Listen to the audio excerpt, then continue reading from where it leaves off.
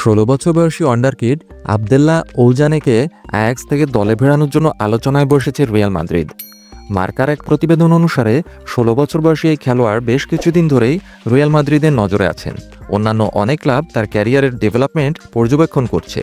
Loss ব্ল্যাঙ্কোসরা তার প্রতিনিধিদের সাথে যোগাযোগ রাখছে এবং 30 জুন আয়াক্সের সাথে তার চুক্তি শেষ হওয়ার পরপরই সে রিয়াল মাদ্রিদের যুব দল বা ক্যাস্টিলার দলের সাথে চুক্তিবদ্ধ হতে পারে।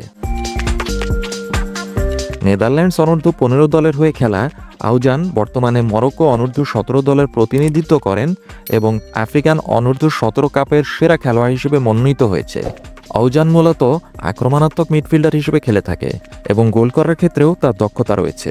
আমস্টারডামের বাসিন্দা এই খেলোয়াড় 2024 সালের অক্টোবরে অনূর্ধ্ব 17 জাতীয় দলের হয়ে অভিষেক করে এবং এখন পর্যন্ত 13টি ম্যাচে 4টি গোল করেছে। রিয়াল মাদ্রিদ তাদের নতুন কোচ জাভি আলোনসোর অধীনে শীঘ্রই 14 জুন থেকে শুরু হওয়া ক্লাব বিশ্বকাপে অংশগ্রহণ করবে। তারা 18 জুন সৌদি প্রো লিগের দল আল হিলালের বিরুদ্ধে তাদের প্রথম ম্যাচ খেলবে।